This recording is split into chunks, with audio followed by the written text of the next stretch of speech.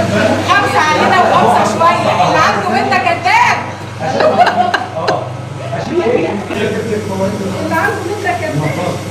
كهرمان اللي عنده بنت كذاب. وهنا طبعا محاولة فاشلة مني عشان اعمل زي مساعيد ملكة الجزارة في مصر.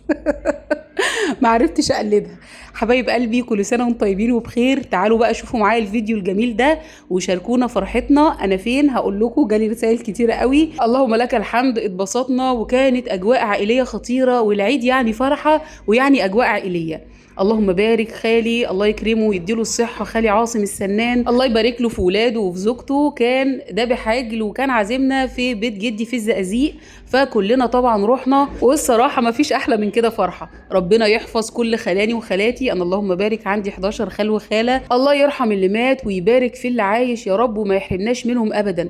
وبرضو عمامي وعماتي دول عينيا اللي بمشي بيها في الأرض، ربنا يحفظهم. كل سنة وكل أهلنا بخير وطيبين. بصوا بقى تعالوا بسرعة كده اوريكم عملنا ايه في العجل، لان ناس كتيره قوي بتحب تعرف التفاصيل دي. الجزار لو شاطر الموضوع مش هياخد كده بالكتير ساعه وهتخلص على طول. زي ما انت شايفه كده، حد كان ماسك الراس عمال يسلخها، وحد تاني كان عمال يطلع الزند والعظمه بتاعه السحر دي، هوريها لكم واحنا بنكسرها.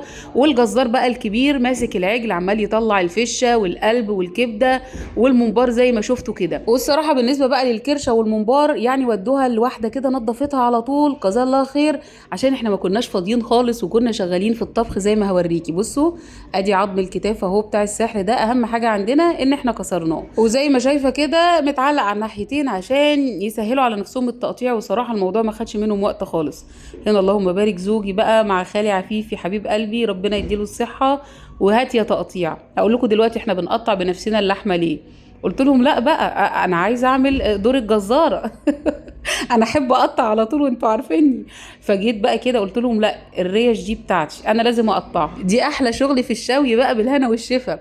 بصوا بقى السنه اللي فاتت يعني الجزار مش عايزين نفتكر يعني بوظ الدنيا، ومش عايزين نقول اللحمه يعني ما لقيناهاش كامله وحاجات زي كده، فاضطرينا ان احنا ايه ناخد اللحمه احنا بنفسنا، والشباب بتوع العيله واهلنا احنا اللي قطعنا وكيسنا وعملنا كل حاجه بنفسنا. جزار السنه دي بقى هو اللي ايه شف العظم بس يا دوب، واحنا بقى اللي قطعنا زي ما شايفه كده.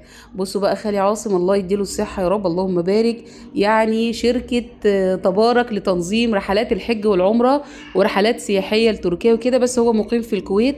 كل الناس اللي في الكويت ان شاء الله هسيب لكم لينك صفحته، اجمل الرحلات السياحيه اللهم بارك بيعملها. وهنا طبعا زي ما انتم عارفين انا الصراحه معجبه بالست مساعده الله يبارك فيها، ست مكافحه، وانا احب الستات المكافحه، فحبيت اعمل زيها. بس ايه يعني انا الصراحه شخصيتي بحب التهريج، ما تزعلوش مني بقى لو حد اتضايق من التهريج ده. بحبكم في الله حبايب قلبي، كل سنه وانتم طيبين. زي ما انتم شايفين كده بقى دي الموزه القمر بتاعتنا، وابتدينا نقطع. الصراحه يعني الرجاله تسلم ايديهم، قطعوا ووزعوا مظبوط، والميزان قدامنا بقى كده. واهم حاجه سكاكينك الحاميه. خالو حبيبي بقى ايه بقى يحط لنا ده الطبق اللي طلع فوق في الروف اللي احنا هنطبخ فيه، وادي الكياس الجميله اهو، اللهم بارك. والشباب ربنا يديهم الصحه، ايوه كده كل واحد فيهم دكتور حسن القمر ودكتور احمد، ايوه كده نحس بيكم حبايب قلبي. بصوا الجمال ما شاء الله، الله يجعله دايما في ميزان حسناتهم. وادي خالي عفيفي القمر ربنا يبارك فيه، اللهم بارك ما شاء الله تبارك الله. خدت بقى الطبق انا وزوجة خالي وعلى طول على الروف، وشغلنا بقى الشعلة، وهنعمل احلى فتة واحلى لحمة مسلوقة في الدنيا. الحتت الكبيرة بس كده بقيت انا وهي ايه نقطعها على طول. اللهم بارك مطبخ ام حسن كاترينج برضو في الكويت، اللهم بارك ربنا يديها الصحة، احلى الاكلات بتعملها. بصوا بقى ما شاء الله خلاص المية بتغلي على طول، وهبتدي الاول كده اشيل الريم الخارجي ده، مهم جدا تاخد غلوة وتشيل الريم قبل ما تنزلي بقى ايه بالمطيبات. احنا كان عندنا كده كم ماسوره، فقلنا لا نحطهم يزودوا الشوربه حلاوه كده، امال ايه احنا عايزين شوربه زي العسل. وفي الكبه بقى كنا ضاربين البصل مع الحبهان مع الفلفل الاسود مره واحده كده في الكبه فرمه، وعلى طول نزلنا على اللحمه. مش قادره اوصف لك كانت اللحمه دايبه، اللهم بارك. خالي ربنا يديله الصحه وطولة العمر، والله يا جماعه وزع معظم العجل يعني ما بقاش لبيته حاجه، ربنا يتقبل منه. حطيت بقى ورق اللورة، نزلت لهم بقى تحت تاني كده اشوف ايه النظام، طبعا كله هلك واللي اتعور واللي واللي اتخرش. ما شاء الله كانوا خلصوا كل توزيعات الأكياس. ربنا يحفظهم ويديمها نعمة علينا كل سنة يا رب، ويألف القلوب على بعضها، اللهم أمين.